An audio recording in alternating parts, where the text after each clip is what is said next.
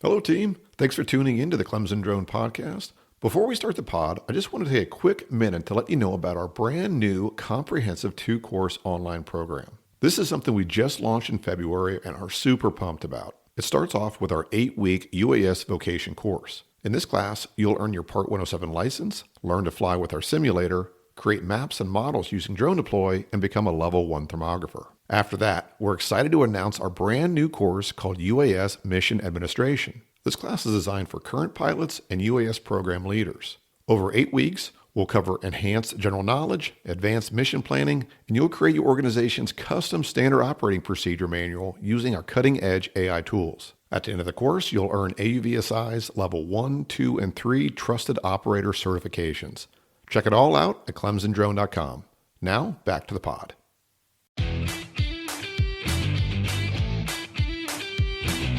Welcome to the Clemson Drone Podcast. I'm your host, Joe Burgett from Clemson University. Join me as I dive into the world of drone technology and explore its impact through the eyes of industry leaders. Hear how drone technology directly supports public agencies, private companies, and entrepreneurs from those leading the innovation. If you're a seasoned UAS program manager or just getting into the game, this is a place to learn from the best to help your program soar to new heights. Make sure you subscribe now on your favorite podcast platform so you don't miss a single episode of the Clemson Drone Podcast.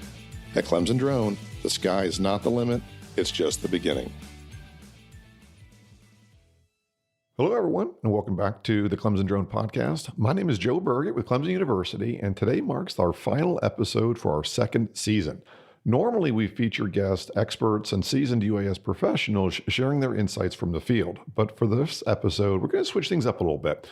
I want to dive into a topic that may seem pretty straightforward on the surface, but it's often done poorly in practice: how to properly conduct a UAS mission.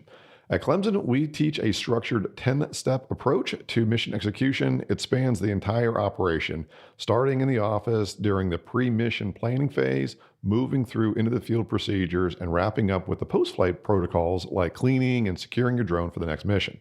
So today, let's walk through what well-executed UAS missions really look like from takeoff to teardown. Now, again, this is a 10-step process. That's not to say that others may have a different process. And yes, I am fully aware that some of these steps, if you were like a first responder, you don't have the luxury to pre-plan these things out. So with kind of those as a caveat, I'm going to start with step 1, receiving a mission request. This seems obvious. You have to, we don't fly drones for fun, although they can be fun. We need a mission request. We need there's something to authorize us or to generate the need to do a mission. Now, these missions are all about collecting data. Again, we don't fly for fun. We are all about collecting data, and we're collecting data for a customer. Now, this customer could be literally an external entity that is paying us for a service, or this could be an internal customer that needs data to do the function of an agency or our shared company together. In any case, we as drone pilots need to provide data. That's what our deliverable is. So we need to understand from the customer what their objectives are. We need to understand what their intended use is. How are you going to use this data? And that is critically important, because based off of what they are going to use, that will dictate your mission. And I'll give you an example. And I commonly do this with graduate students of mine when we go out in the field, where I go to them and say, okay, here's a drone. You're going to do a mission. I need for you to take pictures of the cooling tower, which is part of the campus HVAC system, across the street. So, and that's all I tell them. And they, take the drone, they walk across the street, and they start flying. And then that's when the light bulb goes off. Well, what is it you wanted me to do? Because maybe I want marketing pictures of the cooling tower, and that will require the drone kind of flying far away, and maybe flying over students, over buildings, so you can get that kind of scenic view of the cooling tower, maybe with Death Valley in the background. I don't know, whatever it happens to be, but that's different. That would be different than if I say we needed pictures of the cooling towers to be able to inspect the blades or to see how the basin looks, if there's debris and trash that's in there. That would involve flying immediately right on top of the cooling tower and looking straight down. Those are two very different missions based off of simple instructions of, hey, I need pictures of the cooling tower. Again, in that example, I would have expected the graduate student to ask me, okay, well, what do you need them for? How are you going to use them? What information, what data are you hoping to collect so that we could then plan the mission? Okay, so that takes us to step 2, conduct a feasibility, safety, and risk assessment. So these first steps, by the way, team, these are all done, days, if not weeks ahead of time in the comfort of the air conditioning of your office. Okay. So there's a lot of this mission planning and the overall process that happens way before we actually start flying. And this is one, conducting the feasibility, safety, and risk assessment. So this is done in the office. And for my group, it always starts with going to Google Maps and then let's look. There's a lot of information you can get, especially you can go to the street view if it's available. Not everywhere that we do missions, there is a street view. There's almost always a Google map of what we can look like, although it may be old, especially if we're doing like a construction site or something like that. What we see on Google Maps may not represent what we go out in the field and look like. But, things like power lines and big trees and forest, again, those don't change a lot, or roads and bridges and those don't change a lot or very frequently. So it's a really good place to start off about like looking for hazards. And that's what we do. We look at Google Maps and we say, okay, we got power lines over here. There's a road. We see some river over here with boats. There's a pedestrian over here. There's a park over here. There's a school over here. There's maybe a residential area where privacy could be an issue. All those things we start generating and identifying risks to start making our plan. We also are checking airspace, and the two tools they always use are SkyVector to check the sectional charts, and then Aloft, and that's critical for Lance authorization. There are other tools; those aren't the only ones, but those are the ones that I tend to like. And then I map out the logistics. Again, this is a week before the mission. Where am I going to take off from? Maybe I need to take off from 2 different locations to get both sides so I can maintain line of sight. That type of thing. I'm going to check the weather, of course. If I'm a week out, it's kind of just more, informational at that point because the weather could obviously change. But at least if it's showing all thunderbolts, 2 days before, 2 days after, then why bother planning the mission out? And I'm also going to use what we call in our program our Flight Risk Assessment Tool, or FRAT. This is an Excel spreadsheet that I created, and it's got a bunch of different risk factors that are in there, and then you will enter in a score. Like for example, how often have you flown with this particular aircraft? If you're a very seasoned pilot with this particular aircraft, then you're going to get a score of 0. So it doesn't add to that risk value. If you've never flown this drone before, like many of the students I take out, then it's going to be a high number. And then that's, again, leading all up to an Excel spreadsheet score that measures the amount of risk associated with this particular mission. Again, you can't manage what you can't measure, so we're measuring risk. And again, it does quantify those risk values so that you can kind of develop mitigation strategies against the items that might be driving your score up. Okay, so after we've done our feasibility, we've got a good plan in place. We kind of know what we're going to do. We've looked at Google Maps. Maybe we've even annotated it up. We've got our FRAT score, so we know how risky of a mission this is. We've quantified the risk. We've identified the risk areas. Then we're going to move into step 3.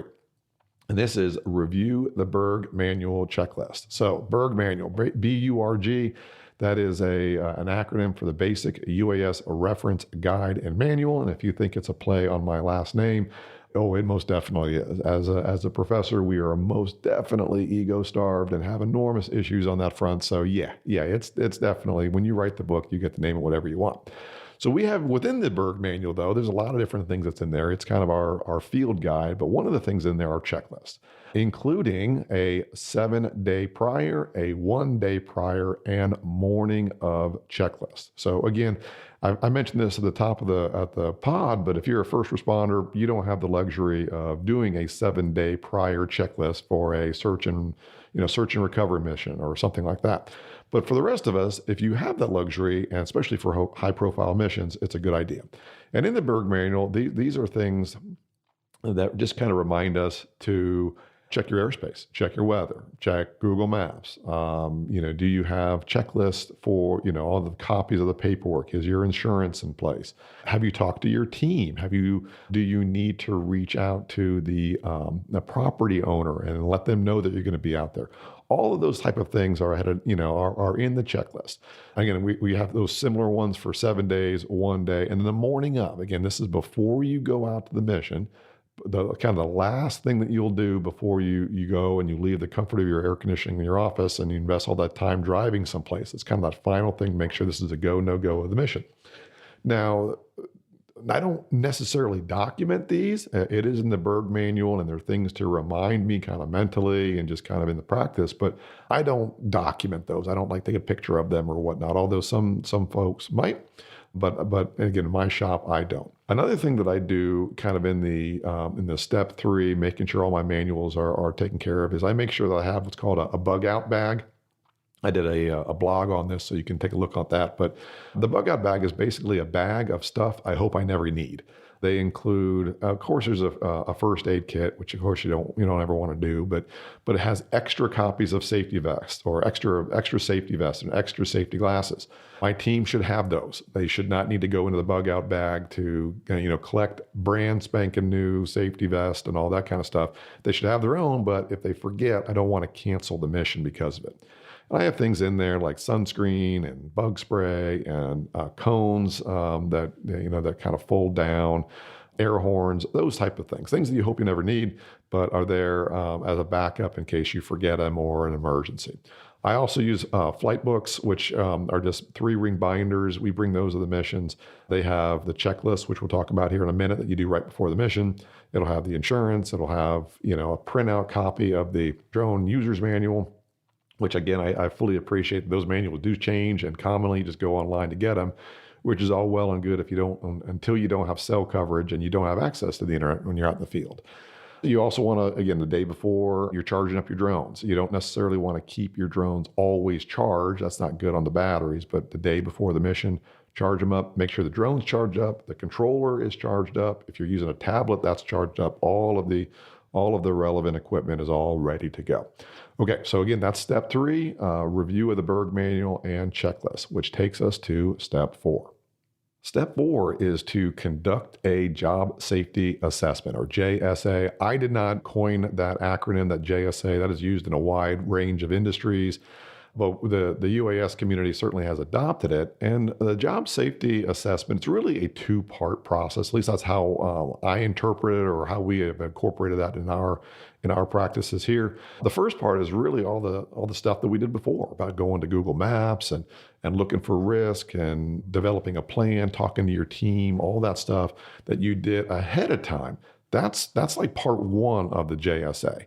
But then part 2 is making adjustments in the field. So once you get to the job site, you got to kind of check all those assumptions. You got to, Google Maps is great, but I've gone to a mission to inspect a bridge, and it was near a park, and where we were flying and taking off was right near a 5-year-old's birthday party.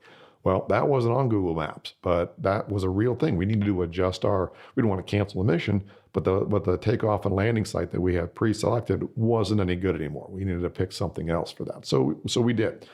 Also, when you're out there, there are some risks that just don't seem like significant risk when you're looking at Google Maps. But when you're out there, you're like, oh my goodness, this road is like intense. This is like a major highway. We can't fly near this. Or the reverse. Maybe you see some power lines out there and you're like, oh my goodness, I got to stay away from these things. These are huge, blah, blah, blah. But when you get out there, it's like, man, this is awfully far from where the road is. I'm not actually going to be flying anywhere near this. So, you just got to kind of validate all those assumptions that you had made in the office and make sure it's all valid. And then if there's other things that you need, other hazards that you didn't foresee, that you then need to kind of look at and develop mitigating strategies on the fly. And then also part of the JSA is communicating with your crew. Your crew might be just one. So if you just have a 1-person crew, that communication isn't necessarily talking to yourself, but it might be just, sitting for 30 seconds and just looking around at those hazards and just say, you know what, I'm going to invest 30 seconds into thinking about safety and thinking about what, if something were to go wrong, what would it likely be? And that 30 seconds cost nothing, or even a full minute, of just thinking about safety. It's valuable. But then if you got a crew, of course, then you're gonna have those conversations out loud. It's like, okay, team, come on over here. Maybe it's 1 person, maybe you got a couple people that are there, and you're going to talk through it. It's like, okay, we talked about this in the office. This is what your assumptions were. Now that we're here, I'm not comfortable with this scenario, or this scenario that we were worried about in the office. It's not as big a deal to me. Do you guys agree? Yes, no? Okay, so let's adjust the plan and then execute. Okay, so that's step 4, conduct the JSA for the mission. Step 5, complete the pre-flight checklist. Okay, I alluded to this before, and I had said that I had other checklists in the Berg manual that, a week out, a day out, the morning of.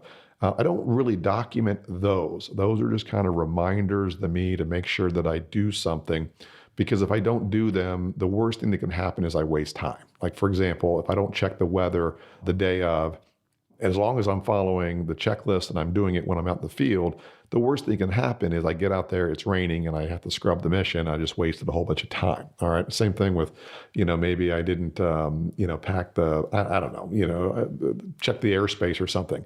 Maybe I didn't do it, and there was a TFR, and I wasted time getting at the job site, because once I'm at the job site, I realize it and I wasted time.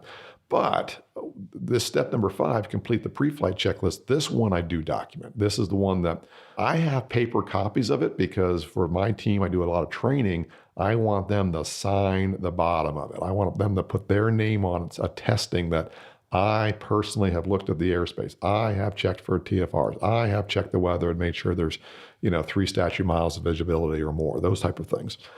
So those checklists, though, I do hold on to. And again, we use paper copies because we have lots of pilots going through the training program, but others use electronic source drone logbooks. There are others that are out there that probably certainly capture more data and are maybe better in some ways, but again, they're not as effective for us for training purposes. But complete that pre-flight checklist, document it, sign it, log it in your system, whatever it happens to be, but make sure that's locked down. Okay, and then that takes us to step 6, conduct the flight. Oh yeah, at 10 steps, one of them better be like actually fly the mission, okay? So execute the mission in accordance with the plan, you mapped it out, you got your launch location, you have identified risk. Your checklist ought to, make sure that your pilot's in good health, feeling well. I guess you could have on there about the blood alcohol content and those kind of things, but just generally, is the pilot fit and able to execute the mission?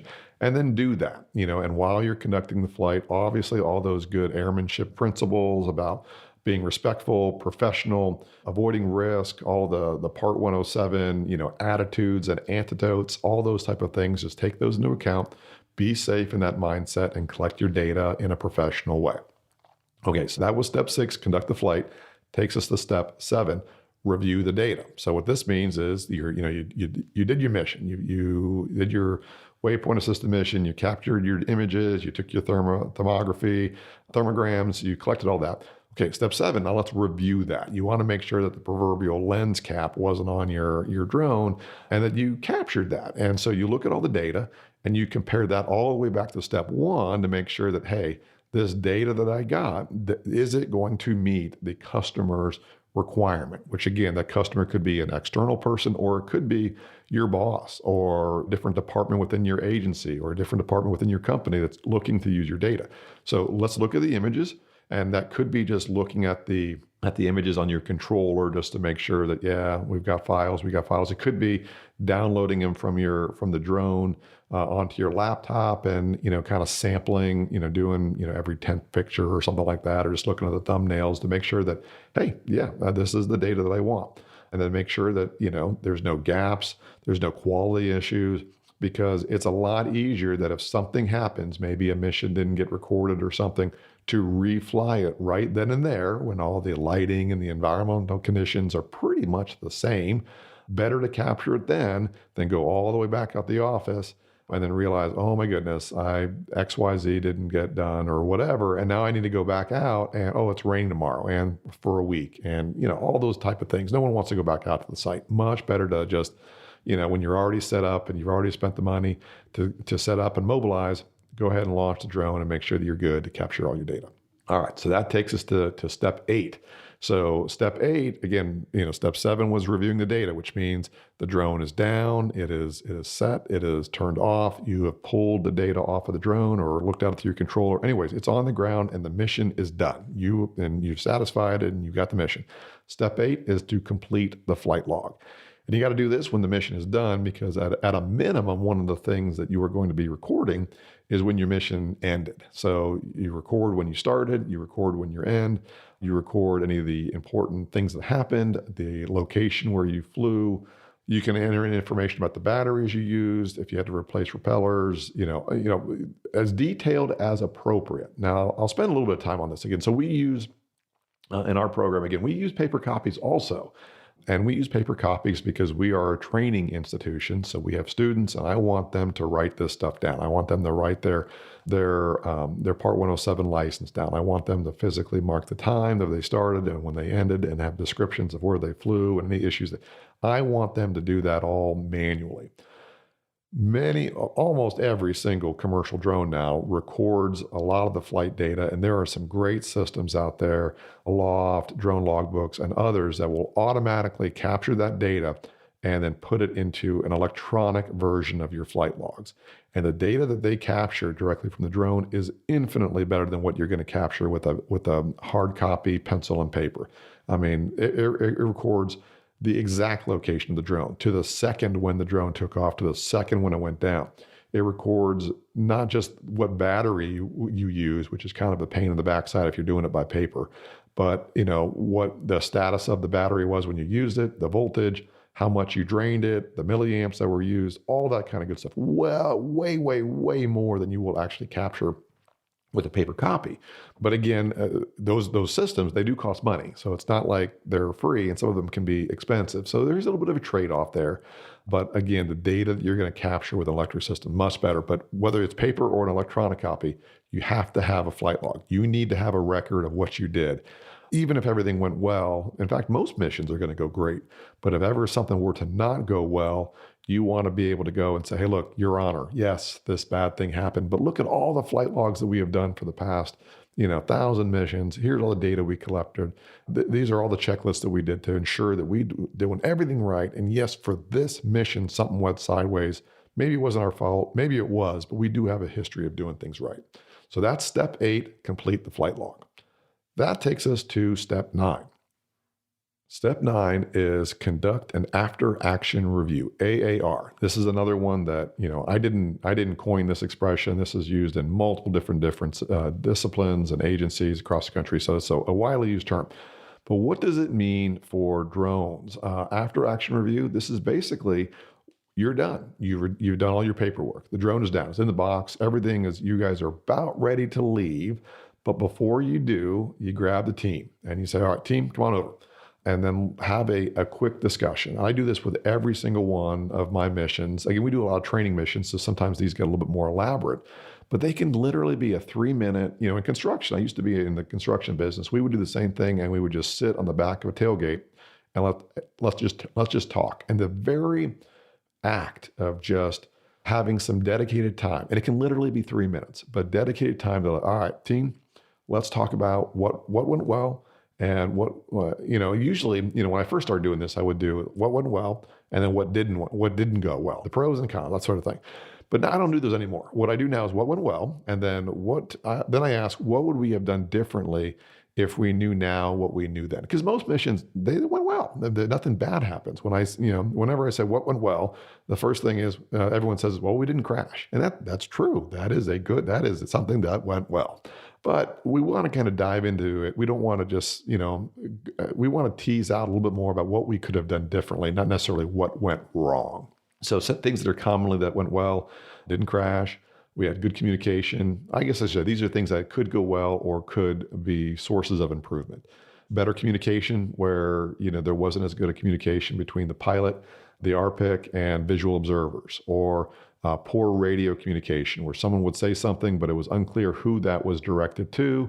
And then everybody said something and clogged up the radio, or no one said something because no one knew who was talking about.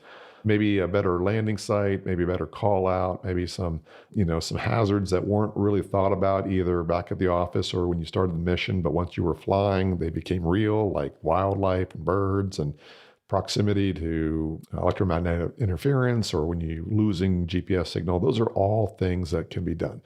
So just the very act of just having a discussion with your team, what went well, what would we have done differently if we knew now what we knew then?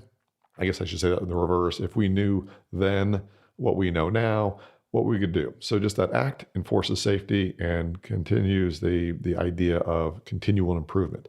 But even if you don't have a team and it's just you are the RPIC, you are a one person crew, again, it's still worth at the end of everything, when you got everything packed up, just sit and just think. And it doesn't take long. 3 minutes. 3 minutes is not long. And just ask yourself, okay, nothing bad happened. The mission went well, didn't crash.